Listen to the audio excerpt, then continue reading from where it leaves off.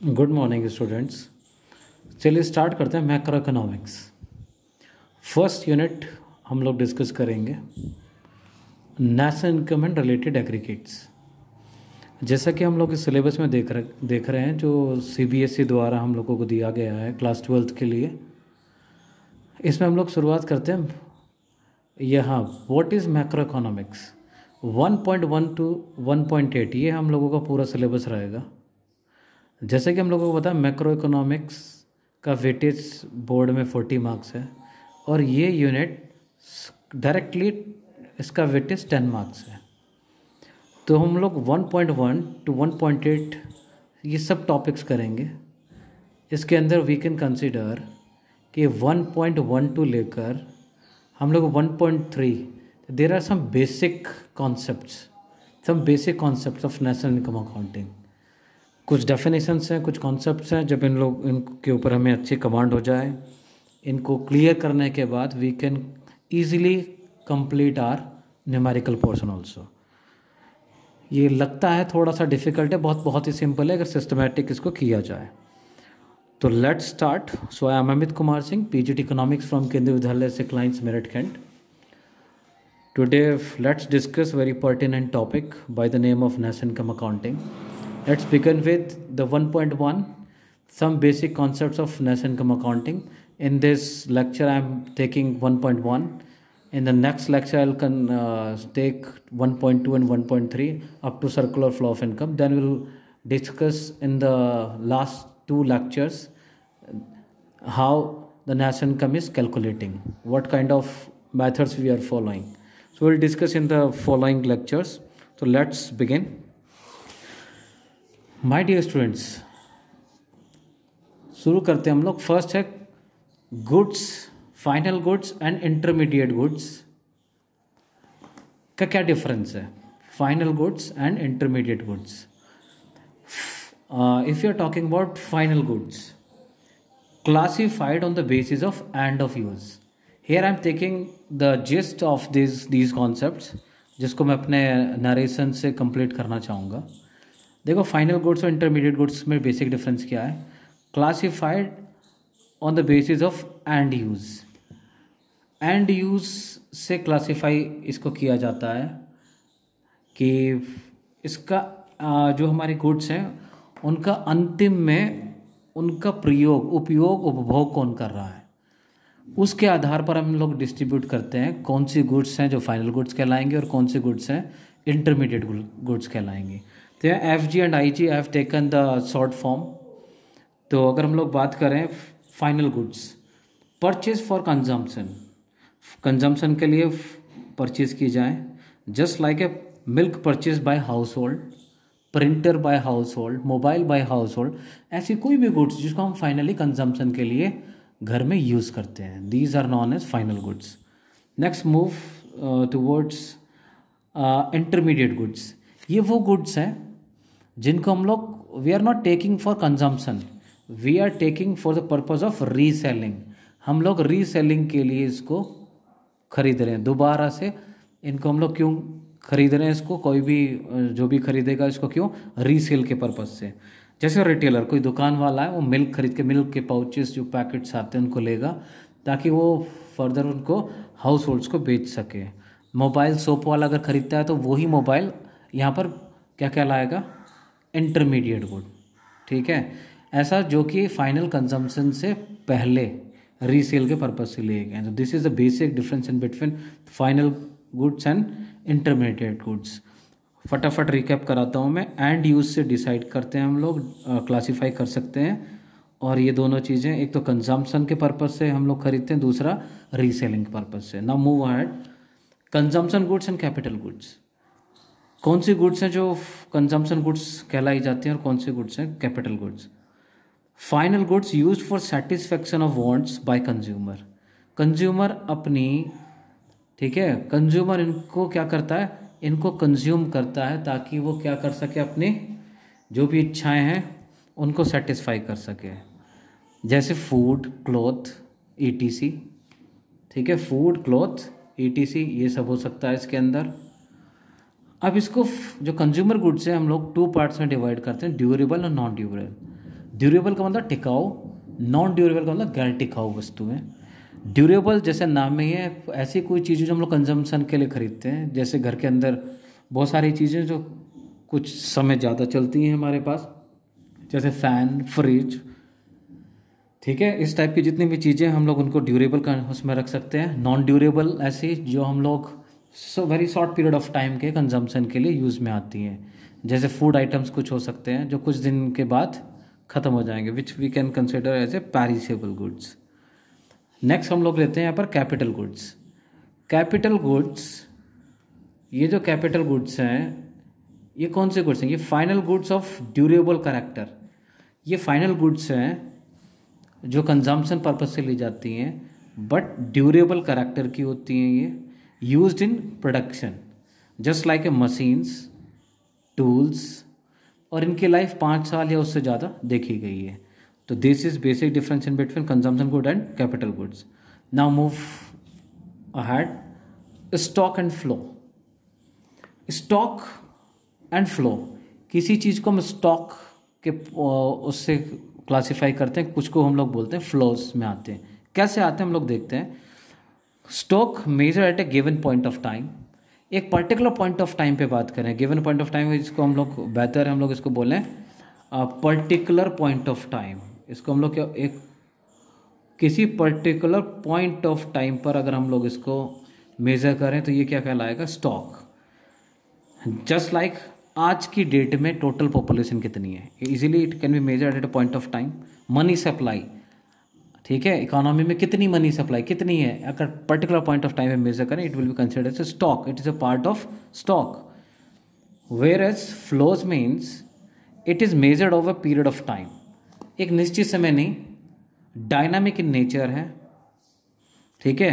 जैसे सेल, अगर हम लोग मॉल में किसी से बात करें तो मॉर्निंग में, आफ्टरनून में, इवनिंग में जो भी सेल होती है वो वेरी करती है टाइम टू टाइम, जितने कस्टमर्स आए, ठीक है। अगर हम इसको देखें, हम लोग एक आइडिया कि हम लोग क्या बोल सकते हैं उसके अंदर, मॉर्निंग में ज़्यादा सेल हुई, आफ्टरनून में उससे ज़्यादा सेल हुई, बट हम लोग over a period of time इसके अंदर कर रहे हैं, not a particular period of time. ये डायनामिक इन नेचर है, इसलिए इसको हम लोग फ्लोज में बोलते हैं। जैसा सेल्स एक्सपोर्ट हो रहे हैं इंडिया के, ठीक है, तो this is known as flows. तो एक दूसरा कॉन्सेप्ट हो हमारा stock and flows. Next will move further, the, gross investment and depreciation. ये ग्रोस इन्वेस्टमेंट क्या कॉन्सेप्ट है और डेप्रिसिएशन क्या है, सिंपलेस्ट वे में समझते हैं। ग्रोस इन्वेस्टमेंट और investment defined as a addition to the stock fix machines. मान लो हमने एक 2 मशीनें हमारे पास थी, प्रोडक्शन करते समय हमने एक और मशीन खरीदी, तो it is an addition to what we have, a fix capital.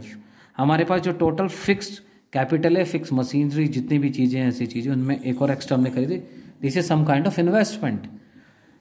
But if you are talking about depreciation, annual allowance for normal wear and tear, a fix capital asset.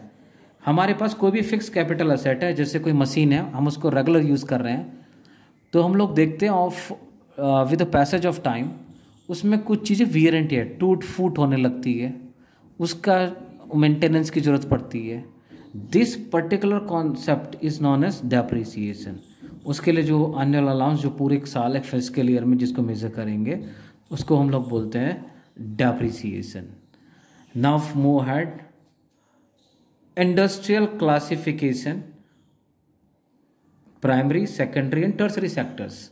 हम लोगों ने 9, 10, 6 to 10th के बीच में भी हम लोगों ने पढ़ा होगा, there are 3 sectors of economy, तो हम लोग उसी को रिवाइज करते हैं। Primary sector, it is a source of basic raw material. जो हमारा बेसिक रॉ मटेरियल का सोर्स है वो प्राइमरी सेक्टर से आता है, by exploiting natural resources. Natural resources को एक्सप्लॉइट करने के बाद में हम लोगों के पास में आता है।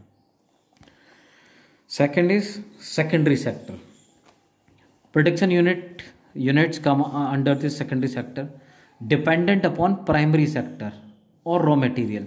ये कच्चे माल और रॉ मटेरियल के ऊपर बेस्ड होता है, that's why it is known as secondary sector, इसको बोलते हैं। प्राइमरी के ऊपर ये बेस्ड है, इसलिए भी हम इसको सेकेंडरी सेक्टर बोलते हैं। Now if you are talking about the third one is tertiary sector. Tertiary sector means where the production units engage in producing services, जो प्रोडक्शन यूनिट्स सर्विसेज के अंदर लगी हुई हैं, जैसे ट्रांसपोर्टेशन, होटल्स, ईटीसी। तो ये क्लासिफिकेशन है प्राइमरी सेक्टर, सेकेंडरी सेक्टर और टर्सरी सेक्टर। आगे बढ़ते हम लोग एफ, इनडायरेक्ट टैक्स और सब्सिडी में क्या डिफरेंस है। क्लास 6 to 10 ये हम लोगों ने नॉर्मली देखा, फैमिली में डिस्कस करते समय देखा होगा, और हम उसको टेक्निकली देखते हैं। IT means indirect tax impose by government on production and sale of goods and services. Government इसको लगाती है उत्पादन के ऊपर, और जो वस्तुएं और सेवाएं हम लोग सेल करते हैं उनके ऊपर, लाइक GST, इसको बोलते हैं हम लोग indirect taxes. If are talking about subsidy, it's a form of financial और इकोनॉमिक असिस्टेंस। ये एक सहायता है जिसको गवर्नमेंट देती है, और गवर्नमेंट इसको क्यों देती है, to form and to households. किस किस को देती है, to form and households. कैसे देती है सब्सिडी, कैश की ग्रांट्स, कैश ग्रांट्स में हो सकती है, इंटरेस्ट फ्री लोन देकर। तो this is all about indirect tax and subsidy. Next, market price and factor cost. किसी भी कॉन्सेप्ट का आगे हम फर्दर देखेंगे न्यूमेरिकल सॉल्व करते समय, GDP at market price, GDP at factor cost, will discuss and will discuss deeply in later on. तो यहाँ पर हम लोग सिर्फ बात करते हैं मार्केट प्राइस और फैक्टर कॉस्ट बोलते किसको है। Market price are the prices as paid by the consumers, includes IT। वो सभी टैक्सेस के अंदर मिले होते हैं जो कंज्यूमर जब कभी भी किसी चीज़ को जो भी कीमत चुकाता है, ठीक है, उसके अंदर जो कंज्यूमर कोई भी चीज़ खरीदेगा तो उसके अंदर जो कहता है, कोई भी हम गुड्स खरीदने जाते हैं मार्केट में, उसके ऊपर लिखा था इंक्लूसिव ऑल टैक्सेस, MRP जिसको बोलते हैं मैक्सिमम रिटेल प्राइस। तो उसके अंदर हमारे टैक्सेस इंक्लूड्स होते हैं, इसलिए उस पर्टिकुलर गुड की वहाँ पर क्या हुआ, market price. What do mean by factor price, prices of products as received by the producer. ये किसी भी प्रोडक्ट को बनाने में खर्चा कितना आया, कितनी कीमत लगी, किसके, कौन इसको रिसीव करेगा, प्रोड्यूसर। ये प्रोड्यूसर साइड हो गया। फैक्टर कॉस्ट, उसको बनाने में, उसको कंप्लीट जब उसको प्राप्त हुई बेचने से पहले, वो कितने में हुई, this is all about factor cost. तो ऐसा हम लोग आगे न्यूमेरिकल्स में देखेंगे। Next, factor income and transfer income. Factor income, payment after the service render to the production units by the owner, by the owner. ये जो ओनर होता है प्रोडक्शन का, उसको जो वो पे करता है किनको, जो भी सर्विसेज उसके अंदर लगी हैं, लैंड, लेबर, कैपिटल, एंटरप्रेन्योर, जो 4 फैक्टर्स ऑफ प्रोडक्शन हम लोगों ने डिस्कस किए थे माइक्रो में, उनके बदले में जो पे कर रहा है वो रेंट, इंटरेस्ट, पेमेंट, ठीक है, प्रॉफिट, इन सबको किस में लिया गया, ये सब क्या होती हैं, factor income. What do you mean by transfer income, if you are talking about transfer income, payment after no services rendered. ये पेमेंट जब कोई भी सर्विस, कोई भी सेवा नहीं दी गई है, बिना किसी सेवा के दी जाने वाली पेमेंट्स। तो हम इसको डिस्कस करते हैं कैसे। गिफ्ट्स, ये यूनिलेटरल होती हैं इन नेचर। जैसे गिफ्ट्स, किसी ने हमें गिफ्ट दिया, उसका मतलब ये नहीं कि गिफ्ट देने के बाद इवनिंग में या कुछ दिन के बाद तुम्हें पेमेंट, गिफ्ट का रिटर्न कुछ देना है, तो यूनिलेटरल होता है, ठीक है। सेकंड इज डोनेशंस, किसी ने डोनेशन दी, किसी ने चैरिटी दी। आजकल के टाइम में अब देखा जा रहा है, प्राइम मिनिस्टर का जो केयर फंड है उसमें कोविड-19 को सामना, मुसीबत का सामना करने के लिए जनता उसमें कुछ ना कुछ डोनेट कर रही है। तो this is called transfer income जो हो रही है वहाँ पर, ठीक है, without no service rendered. Fine. Next हम लोग बढ़ते हैं inventory and change in inventories. Inventory को सिंपली बताऊं, बिना बिका हुआ माल, चाहे वो कंप्लीट बनी हुई चीज़ें हों, अधूरी सेमी फिनिश्ड गुड्स हों, या कच्चा माल रॉ मटेरियल हो। ये जो कॉन्सेप्ट जो होती है इन्वेंट्री की, ये पीरियड ऑफ टाइम में मेज़र, पॉइंट ऑफ टाइम में मेज़र की जाती है, कुल कितनी चीज़ें रखी हैं अभी तक स्टॉक में। तो it will be consider as a stock variable. हम लोग दूसरा देखते हैं change in inventory, CI change in inventories, closing inventory and opening inventory, ये फ्लो वेरिएबल है। मतलब ये मान के चलते हैं इवनिंग के टाइम में जब वो अपना कोई बिजनेस यूनिट अगर हम लोग बंद करें तो बंद करने के टाइम में, क्लोजिंग के टाइम में कितनी इन्वेंट्रीज हैं किसी पर्टिकुलर टाइम, अगर वो भी टाइम देखे पीरियड ऑफ टाइम, अभी कितनी है, स्टार्टिंग में कितनी थी, उनका जो डिफरेंस आएगा वो आएगा चेंज इन इन्वेंट्रीज। कितनी इन्वेंट्री घटी बढ़ी, जो भी इसमें चेंजेस नोट करने हो। And the last one is net product taxes and net production taxes. ये दो टैक्सेस हैं, बड़ा कंफ्यूजिंग सा लगता है बच्चों को स्टार्टिंग में। ये प्रोडक्ट टैक्सेस हैं, ये प्रोडक्शन टैक्सेस हैं। देखते हैं क्या है। Product taxes and subsidies are paid और received per unit of product, per unit of product, just like excise tax, service tax. ये कितनी नंबर ऑफ गुड्स हैं, क्वांटिटी के ऊपर हम लोग बात करें, कितनी गुड्स बनी उनके ऊपर प्रोडक्ट के ऊपर टैक्स लगेगा, यूनिट के ऊपर कितनी मात्रा में बनी वो चीज़ें, उनके ऊपर मिलने वाले टैक्स को हम लोग बोलते हैं net product taxes. If you are talking about net production taxes, these are production taxes and subsidies are paid or received in relation to production। यहाँ पर एक important चीज़ है, this is not all about what,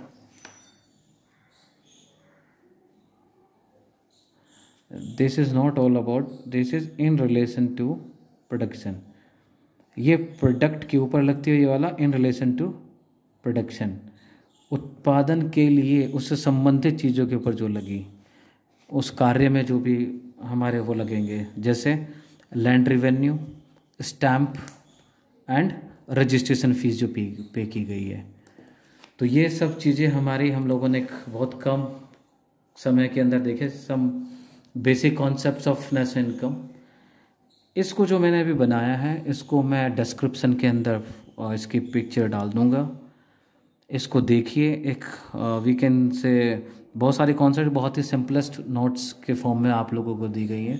इसको देखिए, 2 बार देखिए, 3 बार देखिए, इनको समझने की कोशिश कीजिए, और कोई भी डाउट हो तो मेरे को कमेंट्स कीजिए ताकि मैं उसको सॉर्ट आउट कर सकूं।